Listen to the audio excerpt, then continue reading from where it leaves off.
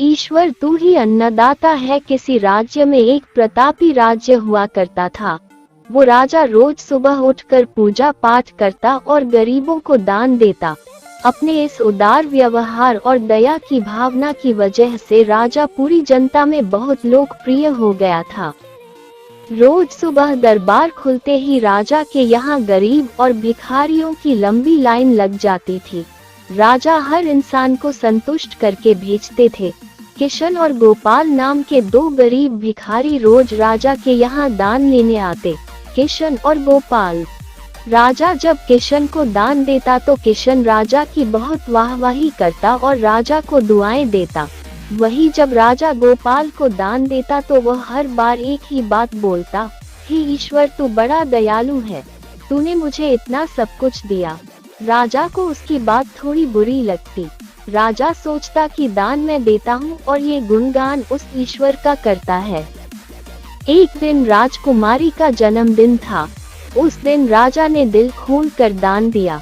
जब किशन और गोपाल का नंबर आया तो राजा ने पहले किशन को दान दिया और किशन राजा के गुणगान करने लगा। लेकिन राजा ने जैसे ही गोपाल को दान दिया वो हाथ ऊपर उठा के बोला, हे ईश्वर तू ही अन्नदाता है, आज तूने मुझे इतना दिया, इसके लिए प्रभु तुझे धन्यवाद देता हूँ।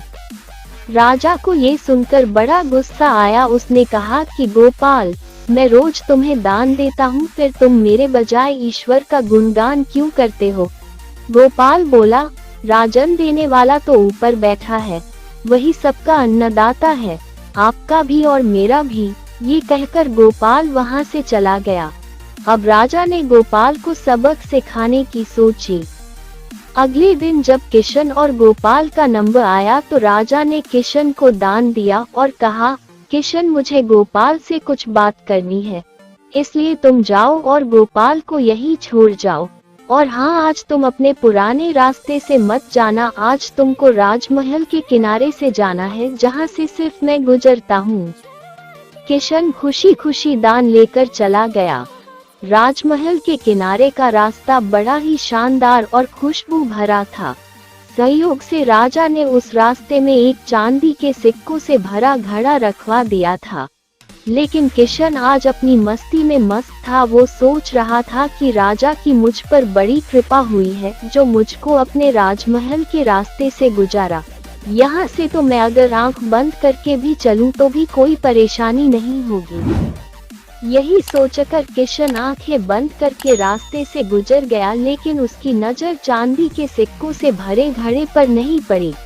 थोड़ी देर बाद राजा ने गोपाल से कहा कि अब तुम जाओ, क्योंकि किशन अब जा चुका होगा, लेकिन तुमको भी उसी रास्ते से जाना है जिससे किशन गया है। गोपाल धीमे कदमों से ईश्वर का धन्यवाद करते हुए आगे बढ़ चला। अभी थोड़ी दूर ही गया होगा कि उसकी नजर चांदी के सिक्कों से भरे घड़े पर पड़ी।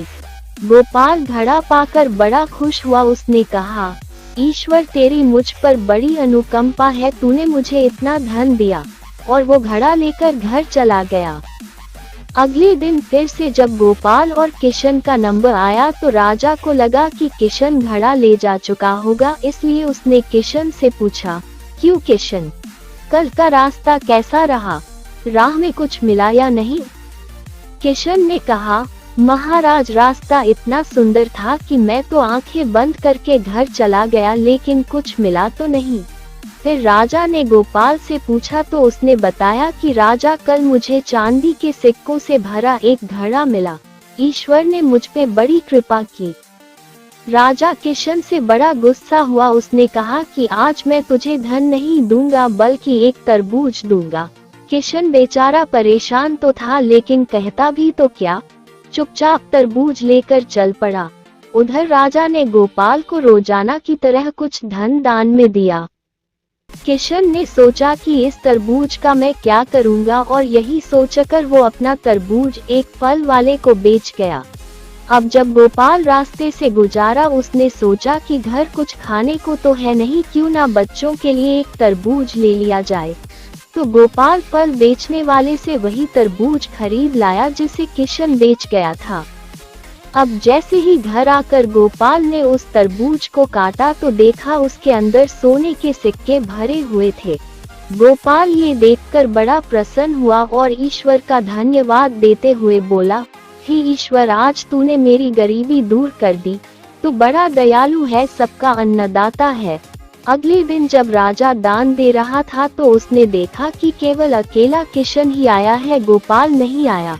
उसने किशन से पूछा तो किशन ने बताया कि कल भगवान की कृपा से गोपाल को एक तरबूज मिला जिसके अंदर सोने के सिक्के भरे हुए थे। वह गोपाल तो अब संपन्न इंसान हो चुका है। किशन की बात सुनकर राजा ने भी अपने हाथ आसमान की ओर उठाए और बोला, हे ईश्वर, वाकई तू ही अन्नदाता है, मैं तो मात्र एक जरिया हूँ, तू ही सबका पालनहार है। राजा को अब सारी बात समझ आ चुकी थी। दोस्तों, अगर आपको हिंदी कहानी जोक्स पढ़ना और सुनना पसंद है तो इस वीडियो को लाइक करो। अगर आप नए हो तो हमारे चैनल स्टार वॉइस किंग को सब्सक्राइब करो और ज्यादा से ज्यादा शेयर करो। All of you take care. मिलते हैं किसी और नए वीडियो पर। बाय।